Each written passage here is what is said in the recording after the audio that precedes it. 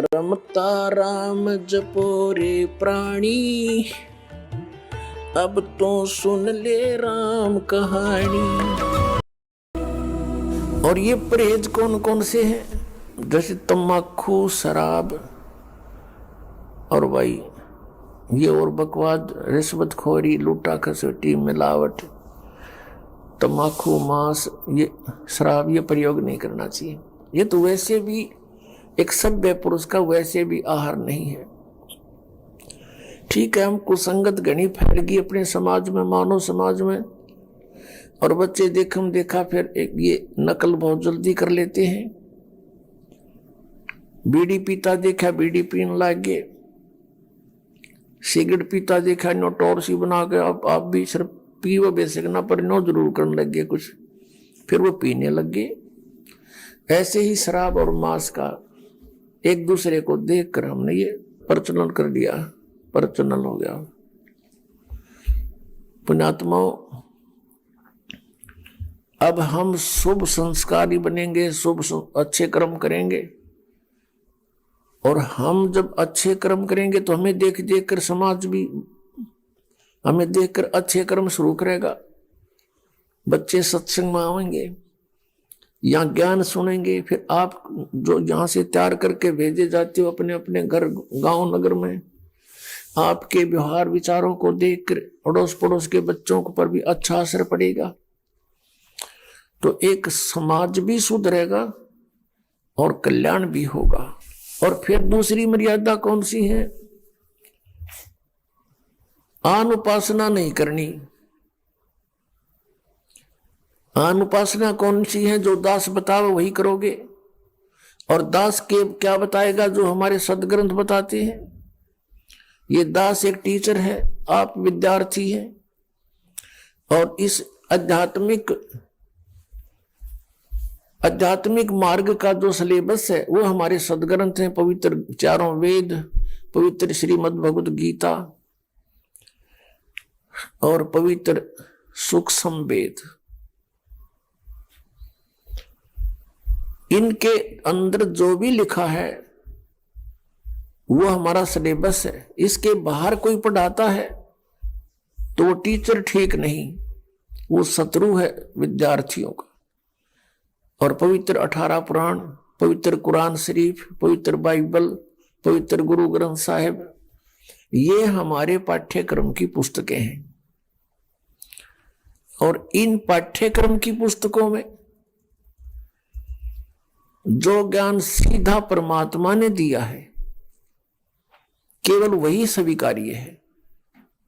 और फिर जिनको परमात्मा आकर प्राप्त हुए अपने विधान अनुसार, उन नेक आत्माओं को, और उन्होंने जो परमात्मा परमेश्वर को देखा सचखंड में, सतलोक में, और फिर सब स्थिति से वो परिचित हुए, उन्होंने फिर जो ज्ञान अपनी अमृतवाणी में लिखा है वो ज्ञान हमें मान्य है। उसके साथ साथ जैसे 18 पुराण ये सहयोगी ज्ञान है सृष्टि रचना को समझने के लिए। बाकी इन 18 पुराणों का इस भक्ति मार्ग में कोई योगदान नहीं है। भक्ति मार्ग में योगदान है पवित्र गीता जी, पवित्र 5 वेद, 4 वेद तो आपके सामने है, वेल नोन है, और 5वां जो सच्चिदानंद ब्रह्म की वाणी उन्होंने खुद अपने मुख से आकर बोला है और यहां आकर रहे हैं, वो वाणी ये है हमारे भक्ति के मार्ग के सदग्रंथ। इसके अतिरिक्त जैसे पुराण है, कुरान है, और जैसे कुरान शरीफ में जो ज्ञान दिया है ब्रह्म ने हजरत मोहम्मद जी को सीधा, वो ज्ञान बिल्कुल सही है। उसके अतिरिक्त किसी फरिश्ते ने प्रवेश करके बोला है तो फरिश्ते की आदेश हमें स्वीकार्य नहीं, केवल परमात्मा का जो ज्ञान है वही हमें स्वीकार्य है। जैसे पुराणों के अंदर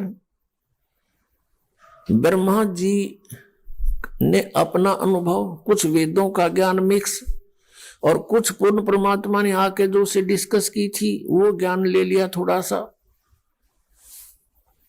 तो वो ज्ञान कंप्लीट ना स्वीकार किया कबीर परमेश्वर वाला। अपना अनुभव वेदों को जैसा उसने समझा वो ज्ञान मिला करके वेद ये पुराणों का ज्ञान सुना दिया। फिर ब्रह्मा जी से सुने हुए ज्ञान को फिर अन्य ऋषि महर्षियों ने कुछ ब्रह्मा जी वाला ज्ञान, कुछ अपनी खिचड़ी बनाई और फिर आगे अलग पुराण की रचना कर दी। इस तरह ये 18 विभाग हो गए।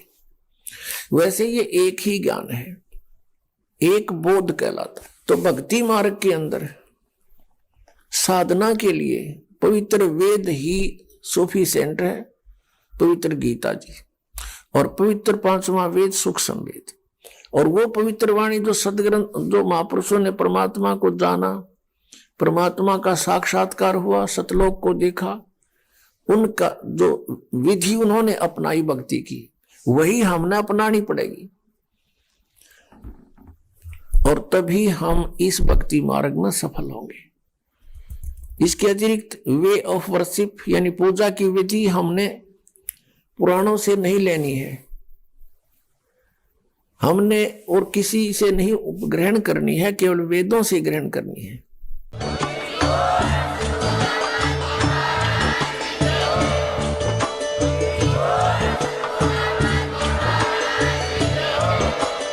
आप सुन रहे थे जगत गुरु तत्वदर्शी संत रामपाल जी महाराज जी के मंगल प्रवचन। अधिक जानकारी के लिए विजिट कीजिए हमारी वेबसाइट www.jagatgururampalji.org। संत रामपाल जी महाराज जी के शुभ आशीर्वाद से पूरे विश्व भर में 500 से भी ज्यादा नाम दीक्षा केंद्र हैं, जिन पर संत रामपाल जी महाराज जी द्वारा ऑनलाइन निशुल्क नाम दीक्षा दी जा रही है। अपने नजदीकी नाम दीक्षा केंद्र का पता करने के लिए संपर्क करें 8222880541।